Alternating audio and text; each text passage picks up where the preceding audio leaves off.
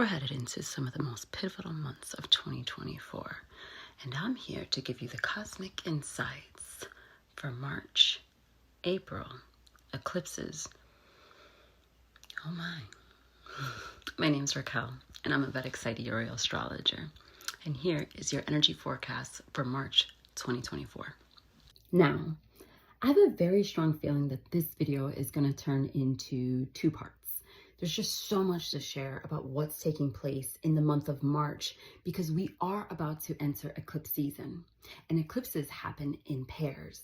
So we'll have one in March and we're going to have one in April. But what I want to discuss in this video is what is the foundation that's being laid? What will be the catalyst to the pivotal transformation that will usher into many people's lives this spring 2024. One thing that we can note is that leaving Capricorn, which is an earth sign, and going into Aquarius, an air sign, is already a shift. Capricorn is stable and solid, but here we're moving and we can see that the tides are changing as we move into March. March is where it combines the signs of Aquarius going into Pisces, so air into water. And if you know anything about the elements of water, is that is change, fluidity. So that right there is a tip, okay? It's time to get into roll your boat and flow through this motherfucker. On March 7th, Mercury will move into Pisces and Venus will move into Aquarius. Let's start with Venus. As I mentioned, Saturn is already in Aquarius, who happens to be really good friends with Venus. But Saturn has the nature that any planet that it sits with, it's going to give it some issues. It's going to give it some restrictions or some challenges that it can pose, as it is a planet of karma, delays, efforts, discipline. And that's just not something that Venus really wants to participate in. However, on the flip side, it's excellent for making solid long-term commitments and building solid foundations. Venus deals with art and entertainment industries. Likewise, Venus being the planet of beauty industries. Venus also deals with romance and relationships. It also has to deal with money, finances. So when it teams up with Saturn, it could be excellent for having these things have solid foundations, making the commitments, and it being going the long haul, because Saturn represents longevity. So in this respect, this is a positive connection that we're seeing. Now, while the Saturn-Venus conjunction is not necessarily a bad thing, it could be positive. The problem here is that Mercury is moving into Pisces, and this is considered Mercury's debilitated or weakest state to be in. But why? And this is one of the most important things that I have to say in this video, so listen up. Mercury is made powerful through data, facts, detail, precision, leading to accuracy. This is why it's so powerful in the sign of Virgo, where it exalts. But right across from Virgo, 180 degrees, you'll find the sign Pisces. And this is the weakest point for Mercury. And that's because the planet Jupiter, the enemy to Mercury, rules Pisces. And Jupiter's expression through the sign of Pisces is where we know Jupiter to be expansive and limitless, boundless, dealing with the broader picture of things. But when you're looking through that lens, when Mercury is looking through that lens, seeking those details, seeking that accuracy, it is obscured in that sign of Pisces. And this could be problematic because Mercury is the planet of communications. Mercury also deals with business and finances as well. And so these are areas where you're going to want precision. You're going to want facts. You want the details. You want to be accurate. And when Mercury is in Pisces, this is all obscured a little. And therefore, it can be problematic for communication. It could be problematic for signing agreements because you're not having all the information. Either someone is not giving you that accurate information or you're not perceiving it with accuracy. But the extra level of sinister energy in this is that Rahu, the north node of the moon, is already in the sign of Pisces. And Rahu is a malefic planet or graha that twists any planet that it sits with, especially Mercury, who's a neutral planet that takes on the energy of any planet it sits with. Rahu, being a malefic planet, starts to turn Mercury malefic itself. And seen as Mercury is already debilitated, in a weak position, having that influence from Rahu can really lead to some devious, sinister behavior. Rahu is known as the trickster in Vedic astrology because it is a planet known for its illusion, to obscure things, to veil and conceal. Because Rahu will stop at nothing to pursue its desires. And it will use the energy and the power of any planet to gain that.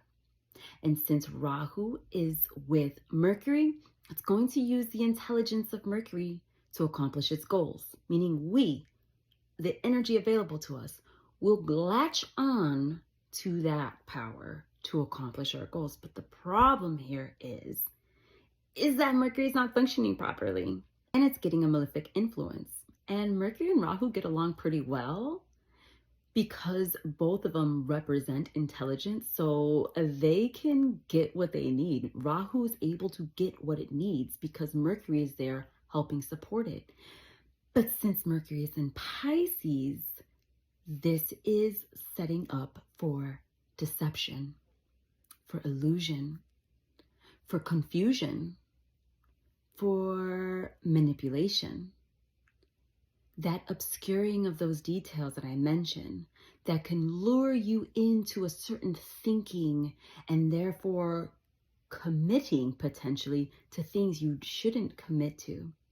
So you have to be very careful around this time in March and April to refrain from signing contracts and agreements if you can. I know some of you are going to be pulled into this eclipse season because that is your destiny, especially if you have any prominent planets in Pisces or Virgo. This could be a very pivotal time for you as the main pillars of your life can be impacted. And this is why I want to make this video to caution you to really consider what the energy is going on and the influence that could be over us collectively. It also can lead to miscommunication because we're not able to see things accurately or as they are. And so we may project our emotions from Pisces into what we wish it can be, using that Rahu energy that helps support what we want in our desires. So my best advice for the month of March, as well as April, is to wait, at least the end of April, is to wait. Hold out. You may not have all the information. To add to this Mercury-Rahu equation is the Sun will transit into Pisces on March 14th. Once again, any planet that Rahu comes near is going to try to hijack it and use it for its own purposes, whatever they may be. Now with the Sun, this is the ego, okay? This is expression. And it's also what we consider our power, our source of power. But Rahu is an enemy to the Sun. But it will use the Sun by increasing its ambition and veracity to go after its goals, its desires. So in essence, a lot is being used to manipulate, a lot is being used to obscure and to twist things, to project it as one thing, but it may not be true. It just may be an illusion. Then on March 15th, the next day, we have Mars leaving Capricorn, where it was exalted and powerful, and going and sitting with its enemy, Saturn and Venus. And this becomes problematic as Mars and Saturn are mortal enemies. The perfect analogy for Mars and Saturn whenever they come together is much like someone driving a car with the emergency brakes on and pushing the gas. You're not going to go very far with that. What you may encounter actually is frustration, this pent up, built up frustration, because Mars is a planet of action and Saturn is a planet of restriction. And so you put those two together and it's kind of like trying to move forward, but feeling like you're having obstacles and delays and you're wanting to act right now, but something's telling you, nope, you can't. Whether it's a restriction imposed on you or delays that can happen. But understand that Saturn is holding the power and the wisdom here in Aquarius that right now may not be the time to act. It might be better to hold off if you can. Once again, I understand that some people may not be able to, and that's okay. If you are forced to take action, forced to make a decision, then that is your karma. That is your destiny to do so. Most likely you will probably have significant planets in Virgo and Pisces. They are the ones that are going to have to make those decisions, even if they don't want to. But if you're not being forced to, hold off. Try not to, at least to the end of April. And if you can, further in May. All of these energies are culminating on March 25th, when we will have our first eclipse in 2024. It's going to be a lunar eclipse in the sign of Virgo and the nakshatra or lunar mansion of Hasta.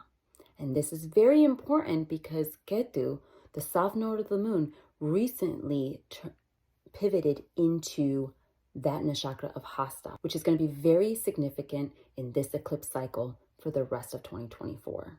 Now remember, eclipses work in pairs. So while we're having a lunar eclipse on March 25th, in April we'll have the solar eclipse, and I'll come back to talk about that a little bit more as well.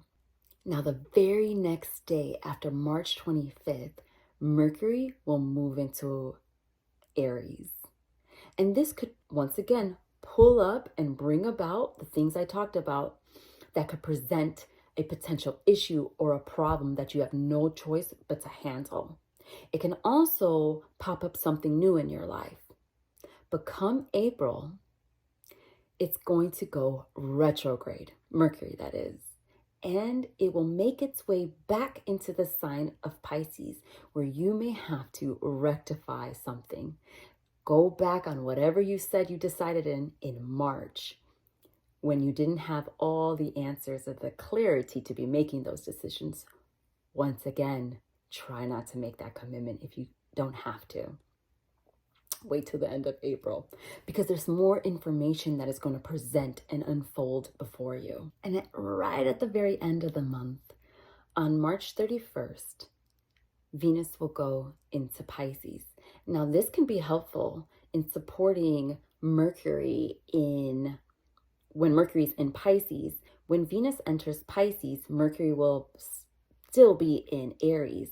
That is until April, when they both will be in Pisces. And that is where we may find some more resolution to any problems that may have cropped up, because Venus will be exalted and creating what's called a Nichbanga Raj Yoga, or a reversal of debilitation for Mercury in Pisces. And if you want to know how these energies impact your chart for March and April, or even the eclipses, and just 2024 in general, feel free to book an appointment with me. You'll be able to find my links in my social media bio box section, and we can take a look and see what the rest of 2024 has in store for you. Until then, many blessings.